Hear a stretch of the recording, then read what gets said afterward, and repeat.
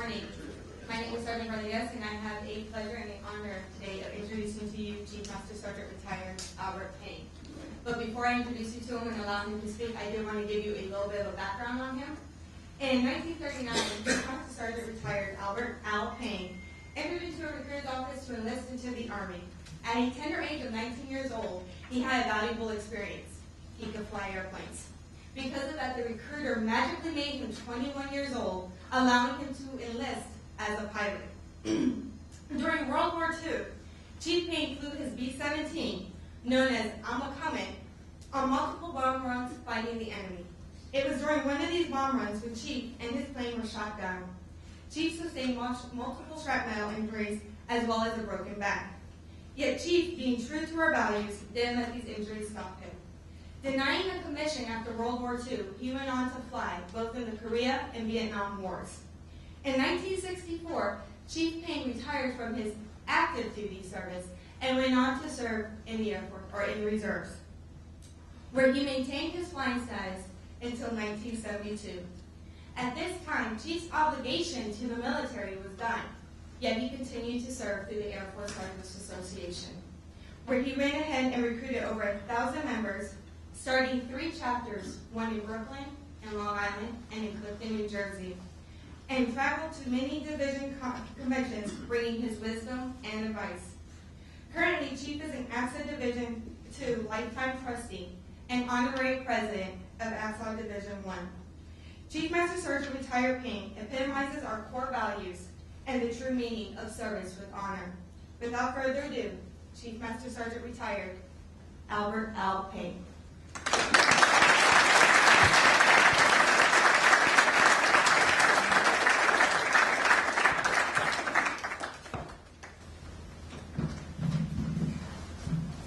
Thank you for making time for us today, Chief. It means the world to everybody, and we're actually going to record this to share to the bigger AFSA world and the Air Force. So we'll start with a little bit of background. Obviously, when you joined, the world was a different place. Why did you choose to join? Well, I was flying, and the best place to fly was the Army Air Corps. So they paid me to do it, and otherwise I had to pay. Who else in your family served? My 2 older brothers are Navy. My youngest brother was with Payne, and he stayed 4 years with him, and he decided it was time to leave. He didn't like the places Payne went. He loved Payne, he just didn't like the places he went. So I know that while you were in line to enlist, you had a different plan altogether. You didn't necessarily know that there was an option to be a pilot. How did that happen? I was planning on going to the speed troops or the motorcycle corps until my buddy opened his mouth and told everybody I had a pilot's license.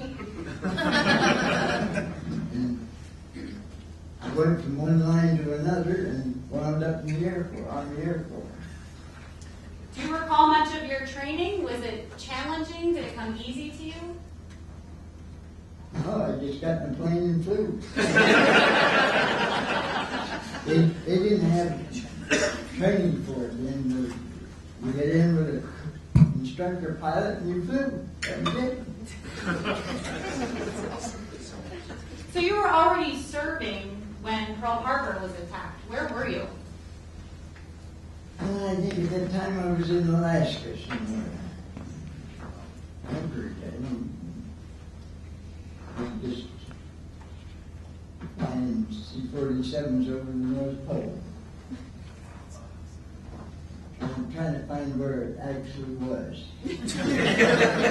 For a while you actually were flying where you thought it was, correct? It was about 20 miles from where they thought it was. We finally got it located. So how did it happen for you to fly in World War II? I wasn't going to walk.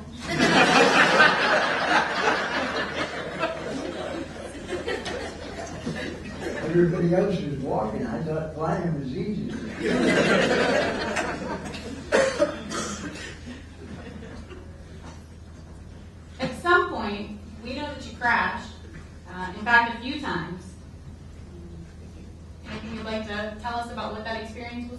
keep them in the air. You see?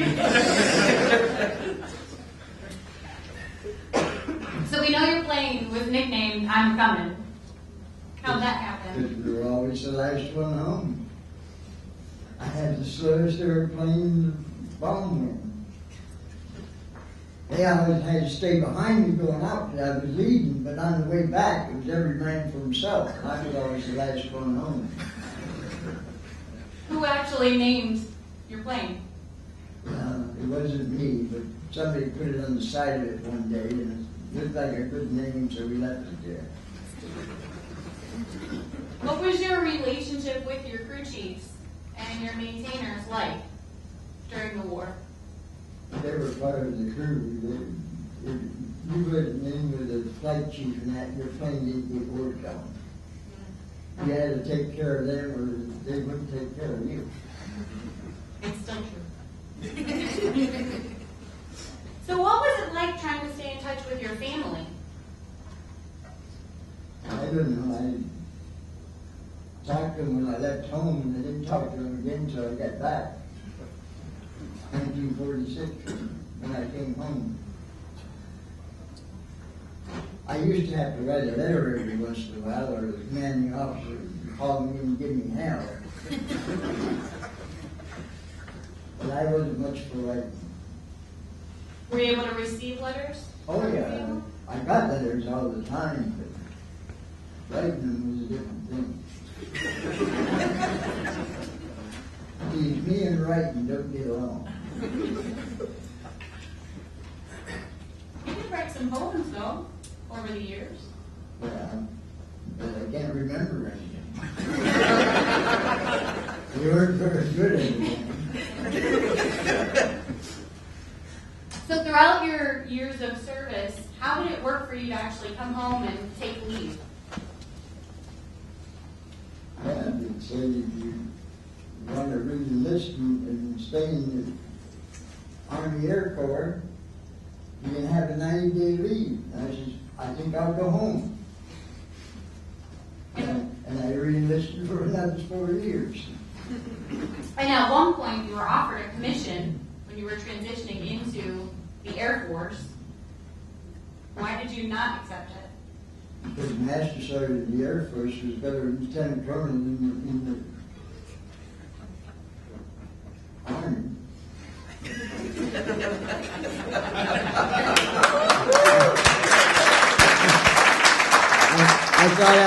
I thought I'd rather fly than walk. I hated them Army boots anyway. So after you served as an enlisted pilot, you moved on to flight engineer? No, I was a pilot first and then a flight engineer after the war was over. I was already qualified as a flight engineer on B-29. So I moved this seat back and stayed where I was. And then you transitioned to C-97s at some point. C-97s are the first ones of the KB-29P was the first one with the flying boom, but they didn't have enough capacity, so they came out with the KC-97, which carried a lot more fuel for offloading. So I switched to the KC-97. And you flew the first KC-97, flew the first boom, correct? Yeah. Which was better? The C-97 was a lot more comfortable. It had room to move around and had heat and air conditions. 29 had nothing but cold. So throughout all of your transitions and all of the different changes throughout your career, you stayed in touch through the Air Force Sergeants Association, but how did you get started with AFSA? I was down at TWI, Andrews Air Force Base, 64. And sitting outside the door of the NCO club was a 64 Mustang. None of us had ever seen one before. So we're all looking at this Mustang. We go inside the bar, we're still talking about the Mustang. This guy come up to me and says, "Can't you guys talk about anything but cars?" I said, "Sure, sir, what do you want to talk about?" He said, "Well, how about AFSA?" I said, "What the hell's AFSA?" He said, "Give me $3 and you be a member." Well, I've been a member ever since.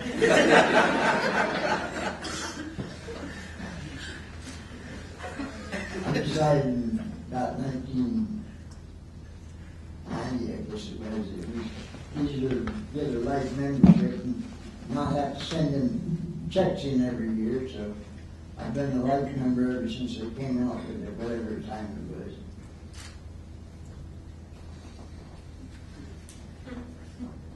That's about it.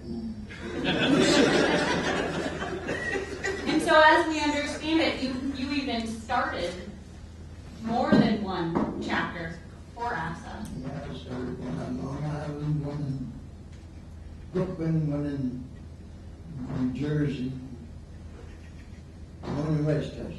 How did you manage to recruit, people to start a chapter? Oh, the association had listed all of these former Air Force members. We just gave them a phone call and we rounded up enough to start a chapter. I had a phone in my office that I didn't have to pay for it. No problem, I just calls. Somebody else was paying for it.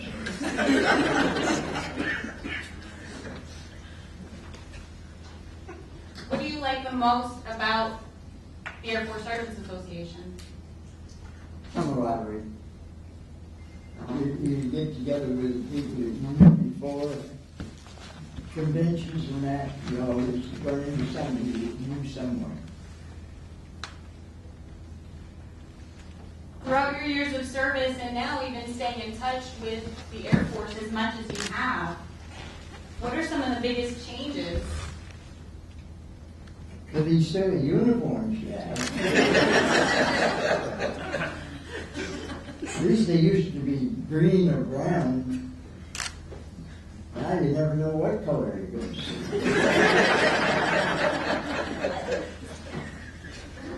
So going back, you served in 3 different wars. What was it like to serve through Korea and Vietnam after your experiences in World War II? Just the same as before. During the war, to me, it was just the same as before and after. It was just the same duty. You're flying the same airplanes and everything. Just weren't going different places. During the war, you went places where they were shooting at you. I didn't like that. Well, that happened on several occasions. I never got hit in the air, but I went into Da Nang, I think it was one night, we were offloading, just got a cargo off, the plane in front and the plane in back were gone. They missed mine. So we got in the plane and left. I don't like it around here.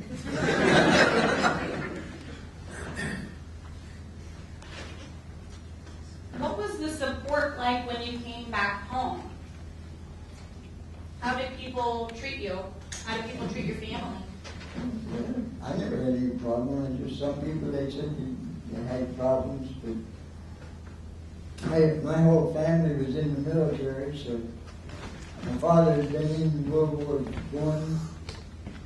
I. My oldest brother had been in since he was 19, I guess. He retired at 63.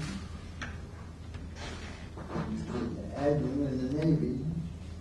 My other brother retired as a Master Chief in the Navy. I retired as a Chief Master from the Air Force. My youngest brother was with Paine for 4 years, and he said that's enough. He decided it was time to get out. Should have joined the Air Force. You should have joined the Air Force. Well, he should have, but he liked the outside better. So throughout your 33 years of service, There may have been a couple of wives mixed in. So how did that work? As you traveled, could you take your wife with you to different duty stations? Most of the places you could. Alaska, some of those places you couldn't at that time. Now you can, but in those days there's enough facilities in Alaska and certain places, but most of the places you had to find your own house and that. But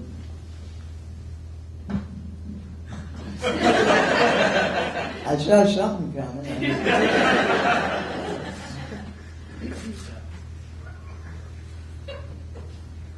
So I remember you telling me about an experience that stuck with you when you first saw the cliffs of Dover.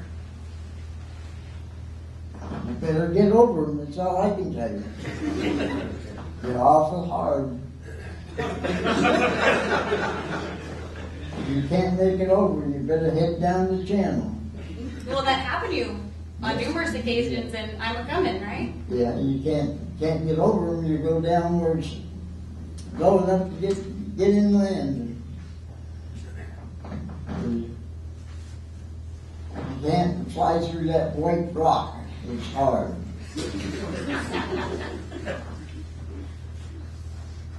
Are there any other moments that have stuck with you that you've remembered over the years?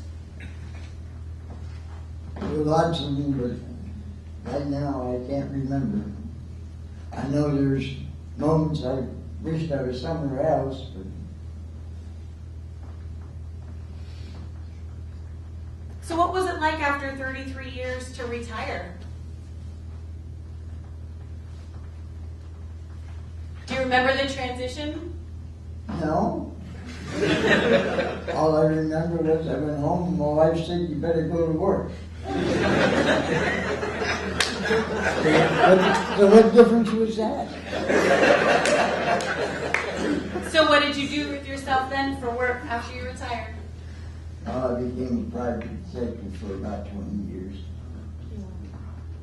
And then I decided it was time to re-retire. I had a private detective agency in New Jersey for 20 years, 21 years. And I got tired of working and said, hell with it.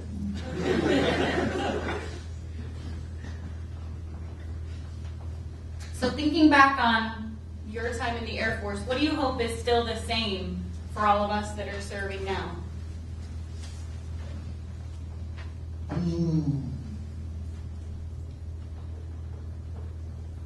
If you don't like what you're doing, it's time to get out.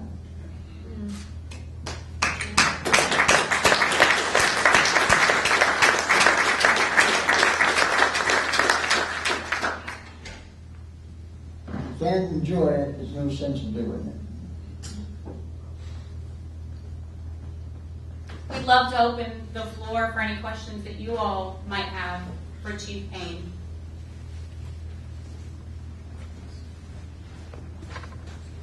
We will need you to come up to the mic. Did I just talk really No, loud? he's fine. He's fine. Is that okay? Hey, Chief, thank you for your experience. Thank you for your input. Can you give us a little bit of insight what it was like to transition from one airframe to another during the course of 3 different wars? I've got to assume that there are a lot of differences in tactics and the mission set. What did that do to you, and what did it do to the rest of the force? I don't know. I never had any problem going from one airplane to another. They all flew. That's what my job was, to make them fly. But the rest of the crew had to do that was theirs. The gunners and that, they had to know their job. All I did was go where I was told. Sometimes I didn't like it, but I went there anyway. And you never had significant training after you joined. You had to fly, that's all you needed to know. You can fly, you can fly. They all fly the same way. Some are bigger and some are smaller, but Airplane's an airplane. Chief, I wonder if you'd comment on, the days that you were flying over there, particularly in World War II, with the daylight strategic bombing campaigns, and you look at today, the tactical precision with the weapons that we deliver, just two worlds apart. Your thoughts on that?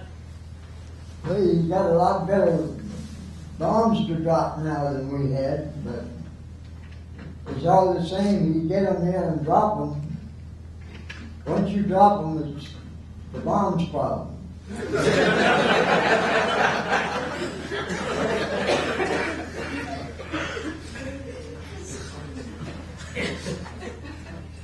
If it don't go down and blow something up, you're in trouble, that's all. Chief, if there was one thing that you could have done differently, what would it have been? I don't know, flying was the main thing to me. As long as I was flying, I was happy. I didn't like the ground pounding stuff. That wasn't for me. They could have all the praise they wanted, I just didn't get there. I always had something that was an emergency that had to be done. How old were you when you got your pilot's license before you joined as a civilian? How did that come about? Well, I got it the day after my 60th birthday, because my dad couldn't get off the next day to take me, so I had to get my driver's license first and my pilot's license after. I wanted the other way around, but he had to go to a meeting somewhere, so he couldn't take me. You do what you got to do. How did you know that you had a passion for flying? Well, when I was in high school, I used to ride my bicycle. There was an airport about 2 blocks from my house. I'd ride over there and watch the mechanics working. I was standing there one day, and the guy said, "Well, don't stand there, get a wrench and do something." So I didn't know what to do with it, but I made believe like I was doing something. Next day, he took me up for a ride in the airplane. And he taught me how to fly and no Ryan biplane. And my first airplane that I bought for $1,200, which you couldn't touch today for $12 million. But there aren't many of them left, I guess.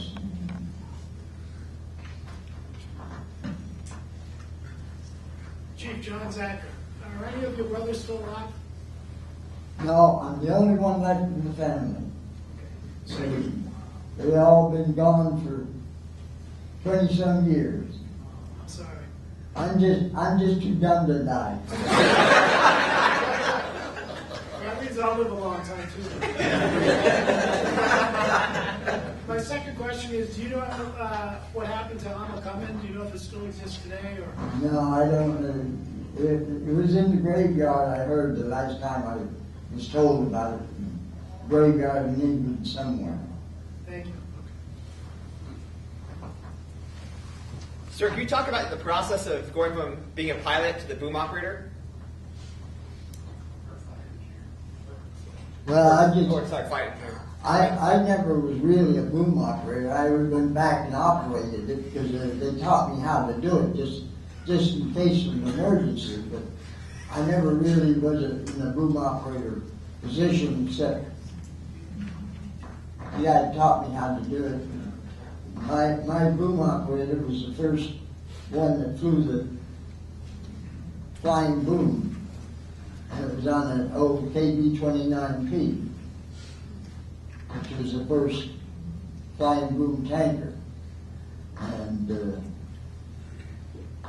when you flew the airplane, you were supposed to know every job on it. So you did everything that there was, whether you was a pilot or the boom operator. the boom operator had to know how to fly that airplane in an emergency. They don't do that today, I guess, but in those days, you flew an airplane, you was qualified for every position on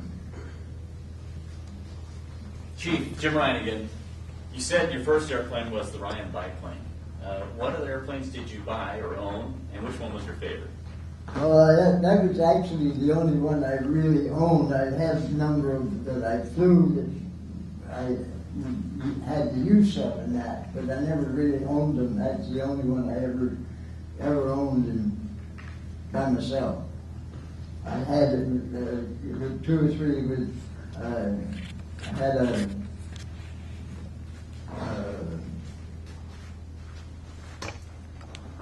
Culver Cadet. A friend of mine and I owned it together. Which one was your favorite?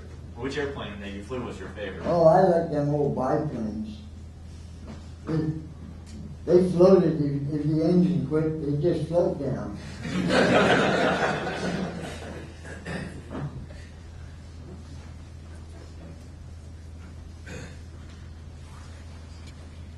Chief, you got injured quite a bit in World War II. Broke back, shrapnel injuries. How'd you find the courage to just get back up there and keep doing it again and again, knowing that you could continue to get these injuries? In those days, you didn't ask questions, you did what you was told. They told me to go fly, I went fly. It didn't make no difference whether it was over Germany, over Russia, or wherever it was.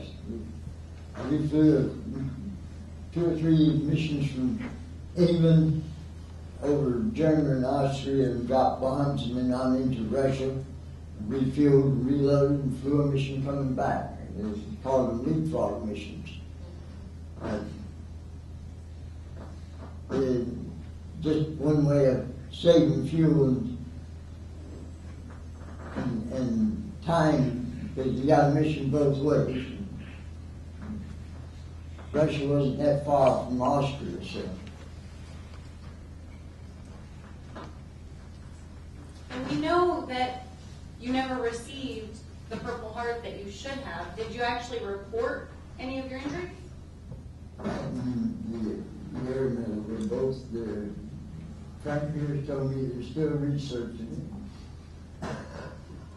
I don't really care one way or the other. Neither one paid you any money.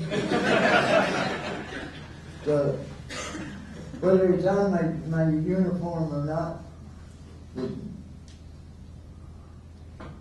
they look pretty hanging down there on that mess dress, but they'll pay you no money, so why worry about it?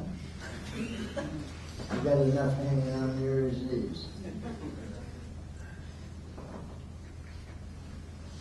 Morning, Chief. Thanks for your service. What advice would you give today's military leadership? Just anything. What advice would you give us? I don't know, you guys got it so easy now, I don't know what I can tell you.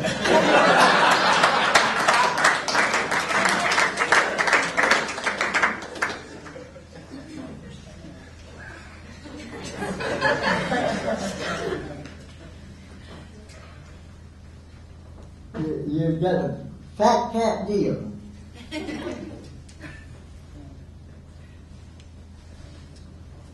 Hey, Chief. Hey, we have 2 former Army guys here, then we got smart and joined the Air Force. How was it to transition from the Army Air Corps, just when they changed the Air Force in 1947? I really don't know. I was in the Army Air Corps, and the only thing I know is they changed from an olive drab uniform to blue. And I had to go buy a blue uniform. And I think it cost $50 for the whole uniform. 52 or something like that, complete blue uniform. They didn't have any mesh dress in that in those days. 52, I think it was, I had to buy a mess dress uniform when I went to the academy. I had to have a mess dress for the academy, so.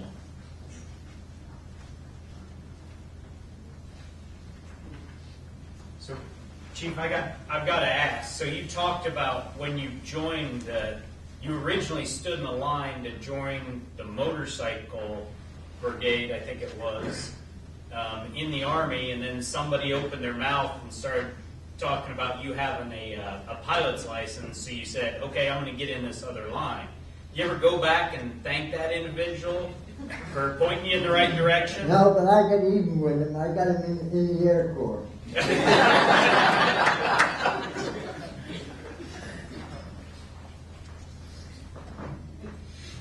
Chief, with all the known losses for all the airplanes when you go out on a mission, I mean, what was the fear factor like for all the crew members as you were getting ready to mission brief and get together and actually walking out to the airplane, knowing full well that there's going to be a good complement of planes and people that aren't going to be returning?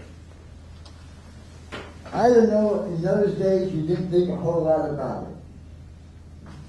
You were thinking about getting back and going to the pub. The pub was the life of everything in England. That was the center of everything. Not only did you get to the pub, you was fine for the next mission. You didn't run out of scotch. Which they usually did, except for my bottle, which was get under the bar. But I tipped the bartender better. Are there any particular people that you remember having a big impact throughout your career? Not really. I would say that. I've known so many people. I worked with Colonel May when he was a lieutenant colonel. And he was nicer when he was general than when he was lieutenant colonel.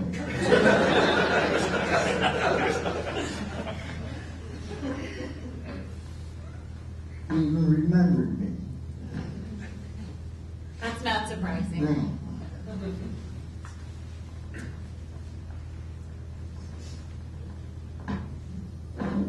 So if there are no more questions, I'd love to invite Colonel Yeah. Berlin. Chief, first of all, thanks for your candor and your sense of humor. Tremendous. It's an honor for all of us to be in your presence, and I mean that.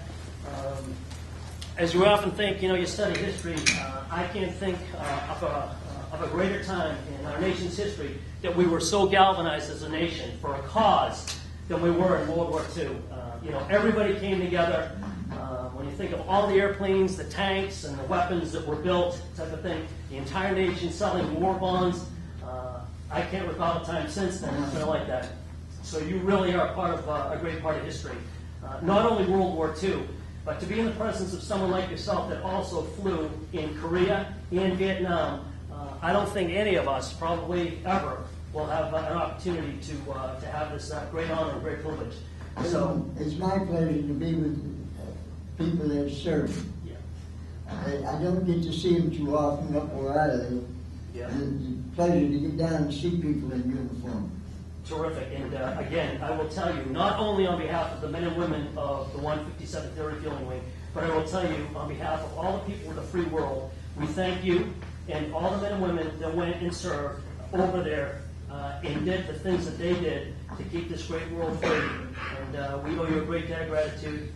And again, we're honored, and it's been a great privilege to have you with us. So thanks so very much. Appreciate it.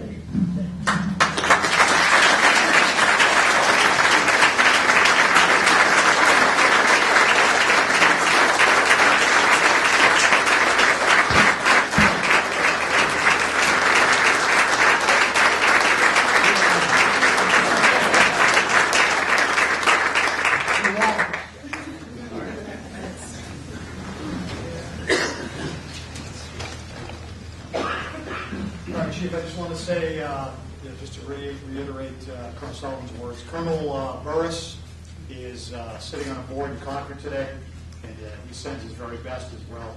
I just want to say obviously on behalf of the enlisted men and women, in addition to Mr. Sullivan, it is indeed an honor. Thank you for your service. That comes from the son of a living World War II combat veteran, and my uncle was a pilot in the 8th Air Force. I'll talk to you about that later, who was very proud of his service. So, for the B-17s. So, I just want to say, we have a wing coin, 157th Air Refueling Wing coin, and on behalf of the men and women of the 157th, it's our honor and privilege to present this to you. Thank you very much. Thank you, Chief.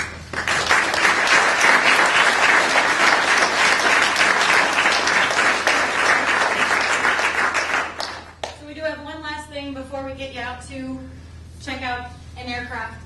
If everybody who's part of the committee or going to be escorting Chief when we go out to the flight, I could come forward. We've got a memento to present to you.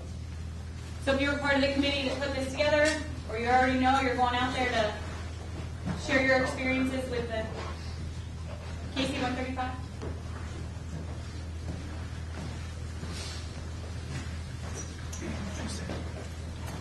And she says, thank you, Chief Master Sergeant retired Al Payne, for inspiring another generation of leaders in our United States Air Force. From the men and women of Pease Air National Guard Base, New Hampshire, and Air Force Sergeants Association, Chapter 155.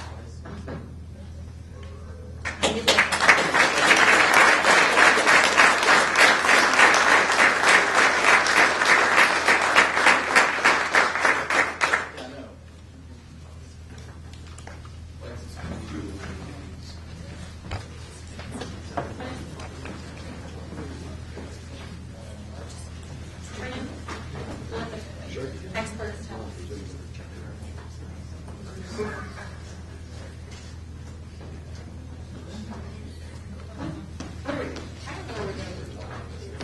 I have to all of you take like a step back. Please and thank you. Okay, ready? 1, 2, 3. I don't think the cameras.